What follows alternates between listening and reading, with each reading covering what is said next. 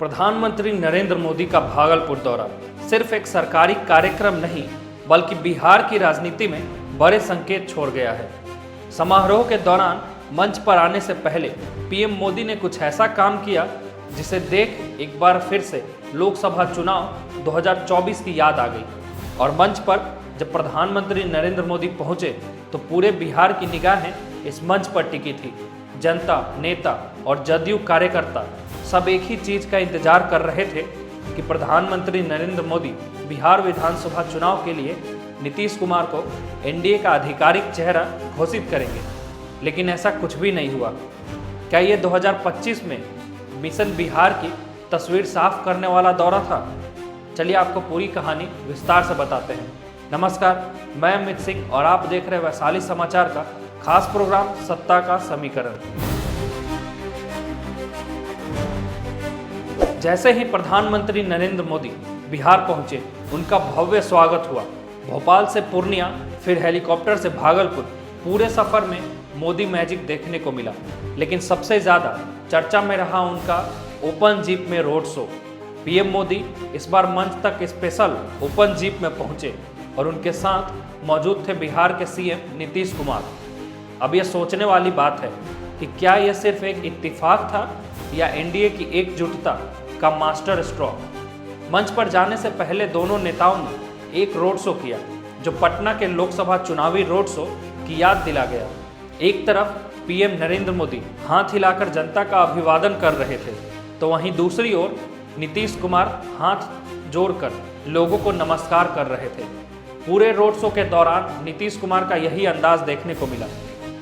अब इस पूरे सियासी ड्रामे में सबसे बड़ा हाईलाइट क्या था? पीएम मोदी का नीतीश कुमार को लाडला मुख्यमंत्री कहना। जब पीएम मोदी ने मंच पर से कहा हमारे लाडले मुख्यमंत्री नीतीश कुमार, तो पूरे मंच पर हंसी गूंज उठी और जनता ने तालियों की गड़गड़ाहट से स्वागत किया।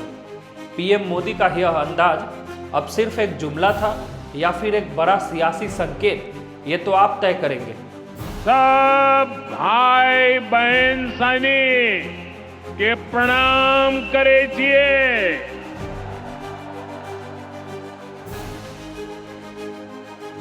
मंच पर विराजमान राज्यपाल श्रीमान आरिफ मोहम्मद खान जी, बिहार के लोकप्रिय एवं बिहार के विकास के लिए समर्पित हमारे लाडले मुख्यमंत्री नीतीश कुमार जी।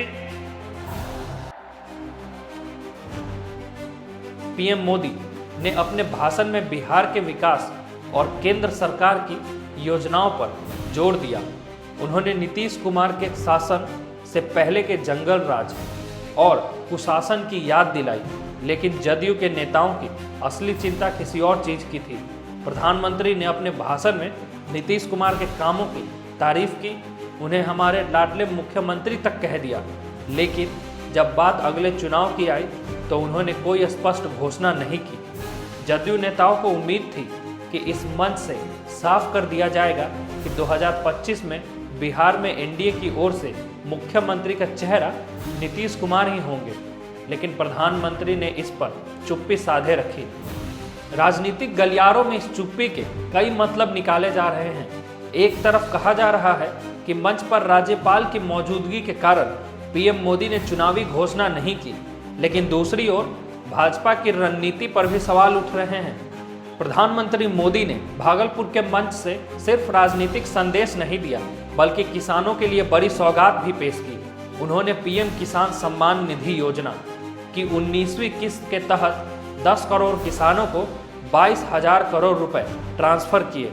यह योजना शुरू होने के बाद से अब तक 3.7 लाख करोड़ रुपए किसानों के खाते में ट्रांसफर किए जा चुके हैं, बिना किसी बिचौलिए के, सीधे किसानों के खाते में।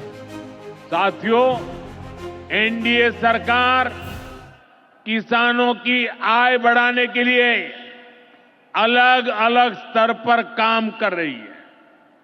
भारत में उत्पादन बढ़े, दलहन और तिलहन में हम आत्मनिर्भर हो, यहां ज्यादा से ज्यादा फूड प्रोसेसिंग उद्योग लगे और हमारे किसानों के उत्पाद दुनिया भर तक पहुंचे। इसके लिए सरकार एक के बाद एक नए कदम उठा रही है। हमारी सरकार ने देश में 10,000 एफपीओ किसान उत्पादक संघ बनाने का बड़ा लक्ष्य रखा था। आज मुझे ये बताते हुए खुशी है कि देश ने इस लक्ष्य को प्राप्त कर लिया है।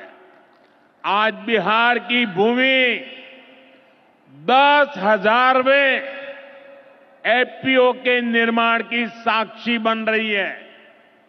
मक्का, केला और धान पर काम करने वाला ये एफपीओ खगड़िया जिला में रजिस्टर हुआ है। एफपीओ सिर्फ एक संगठन नहीं होता, एक किसानों की आय बढ़ाने वाली अभूतपूर्व शक्ति है। एफपीओ की ये शक्ति छोटे छोटे किसानों को बाजार के बड़े लाभ सीधे उपलब्ध कराती है।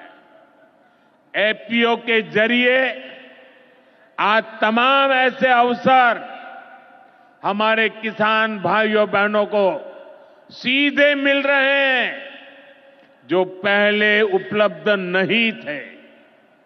आज देश के करीब 30 लाख किसान एफपीओ से जुड़े हैं और बड़ी बात यह कि इसमें करीब 40% हमारी बहनें हैं। ये एफपीओ आज कृषि क्षेत्र में हजारों करोड़ रुपए का कारोबार करने लगे हैं। इस दौरे में बिहार के विकास की भी बड़ी सौगातें दी गई। मोदी ने कहा कि विक्रमशिला विश्वविद्यालय को अब सेंट्रल यूनिवर्सिटी का दर्जा दिया जाएगा और इस पर काम भी शुरू हो चुका है। साथ ही बिहार के विकास के लिए केंद्र सरकार कई नई योजनाओं पर काम कर रही है। पीएम मोदी ने बरौनी में dairy plant, Nawada Tilaiya rail line दोहरीकरण, इस्लामपुर रिफीगंज फ्लाईओवर जैसी कई बड़ी योजनाओं का उद्घाटन किया। साथ ही बिहार के लिए मखाना बोर्ड बनाने की घोषणा भी की। विकसित भारत में बिहार का वही स्थान होगा जो प्राचीन समृद्ध भारत में पाटलिपुत्र का था। इसके लिए हम सभी मिलकर निरंतर प्रयास कर रहे हैं। बिहार में आधुनिक कनेक्टिविटी के लिए, सड़कों के नेटवर्क के लिए, जन कल्याण की योजनाओं के लिए एनडीए सरकार प्रतिबद्ध होकर काम कर रही है। मुंगेर से भागलपुर होते हुए मिर्जा चौकी तक करीब 5,000 करोड़ रुपए की लागत से नया हाईवे भी बनाने का काम शुरू हो रहा है। भागलपुर से औंसडीहा तक 4 लेन सड़क को चौड़ा करने का काम भी शुरू होने जा रहा है। भारत सरकार ने विक्रमशिला से कटारिया तक नई रेल लाइन और रेल पुल को भी स्वीकृति दे दी है। साथियों, हमारा ये भागलपुर सांस्कृतिक और ऐतिहासिक रूप से बहुत महत्वपूर्ण रहा है। विक्रमशिला विश्वविद्यालय के कालखंड में ये वैश्विक ज्ञान का केंद्र हुआ करता था। हम नालंदा विश्वविद्यालय के प्राचीन गौरव को आधुनिक भारत से जोड़ने का काम शुरू कर चुके हैं। नालंदा विश्वविद्यालय के बाद अब विक्रमशिला में भी सेंट्रल यूनिवर्सिटी बनाई जा रही है।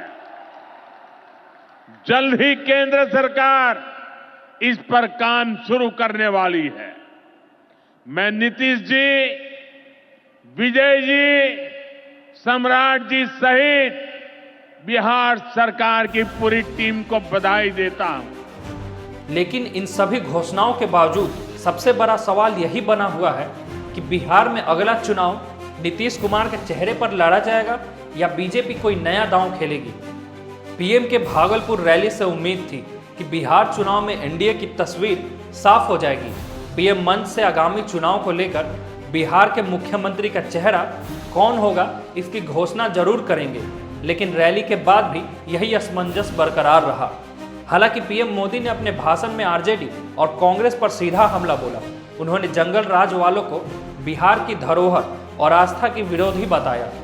पीएम ने कहा कि राम मंदिर पर सवाल उठाने वाले अब महाकुंभ को भी बदनाम कर रहे हैं। उन्होंने साफ कहा कि बिहार की जनता ऐसे लोगों को कभी माफ नहीं करेगी। पीएम मोदी के भाषण से यह तो अनुमान लगाया जा सकता है कि डबल इंजन की सरकार इस बार भी चुनाव एक साथ लड़ेगी। भागलपुर के मंच से नीतीश कुमार ने भी साफ साफ कह दिया, अब इधर उधर कुछ नहीं होगा, बिहार में विकास के लिए एनडीए ही रहेगा। यानी 2025 के चुनाव से पहले यह तो साफ हो गया कि बीजेपी जेडीयू दल एकजुट होकर चुनाव लड़ेंगे। लेकिन सवाल अब भी यही है, एनडीए का चेहरा कौन? अब बिहार की राजनीति में आगे क्या होने वाला है, इस पर सभी की निगाहें टिकी हुई है। पीएम मोदी और नीतीश कुमार ने मंच पर एक दूसरे के काम की जोरदार सराहना की, लेकिन एनडीए की रणनीति को लेकर स्थिति अब भी साफ नहीं हुई है। तो दोस्तों, सवाल है कि इस बार लाडले मुख्यमंत्री के जगह कोई और होगा एनडीए का चेहरा? आपकी राय क्या है? क्या पीएम मोदी और नीतीश कुमार की जुगलबंदी एक बार फिर से बिहार में सत्ता में रंग जमाएगी? हमें अपनी राय नीचे कमेंट में बताएं। वीडियो को लाइक और शेयर करें। ऐसे ही पॉलिटिकल रिपोर्ट्स के लिए बने रहिए वैशाली समाचार के साथ। धन्यवाद।